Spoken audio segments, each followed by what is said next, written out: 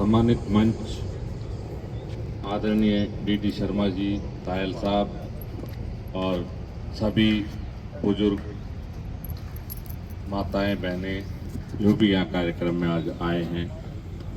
आज विश्व हास्य दिवस है। सबसे पहले मैं आपको विश्व हास्य दिवस की बहुत बहुत शुभकामनाएं और एक तालियों की गड़गड़ाहट और ठहाके के साथ आप शुभकामनाएं स्वीकार करें।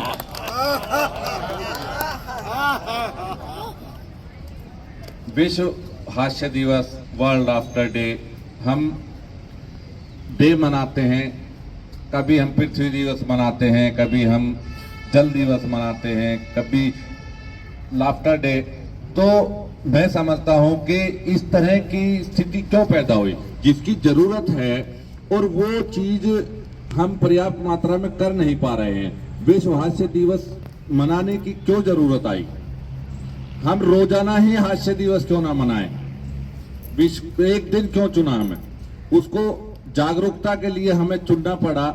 ऐसी स्थिति नहीं होनी चाहिए। हम रोजाना हास्य दिवस मनाएं, रोज हंसें, रोजाना हम अपने दिनचर्या में इसको ढाल के रखें कि हमें हंसना है, मुस्कुराना है।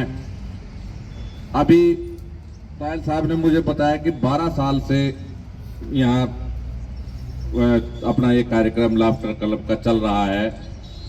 इसके बाद 12 साल में मुझे यहाँ संख्या देखकर भी बड़ा अजीब सा महसूस होता है कि इतने दिनों से आप सब लोग प्रयास कर रहे हो अपने आप को, मतलब जो अभी भाई साहब कह रहे थे, वर्मा जी से कह रहे थे कि हम मंगल पर जीवन ढूंढ रहे हैं, जबकि हमें जीवन को मंगलमय करने की जरूरत है।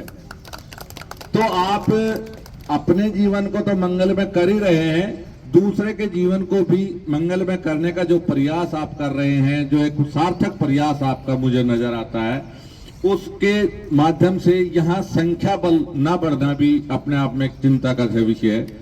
और मेरा तो इस विषय में आग्रह आपसे ही रहेगा कि आप जब भी आते हैं तो महीने में 1-2 साथी नए जोड़ें और ये जो जगह पार्क सा ये दिख रही है, जो जितनी जगह, ये पूरी भरी होनी चाहिए जब भी आपका लाफ्टर क्लब का एक कार्यक्रम हो।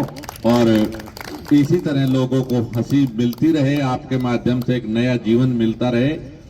और मैं दैनिक जागरण की तरफ से भी आपको पूरा विश्वास, यकीन और भरोसा दिलाता हूं कि जब भी दैनिक जागरण में आपकी जरूरत होगी, दैनिक जागरण के माध्यम से आपको जो भी समस्या का समाधान कराना हो, किसी तरह की कोई बात हो, तो दैनिक जागरण आपके साथ हमेशा खड़ा रहेगा।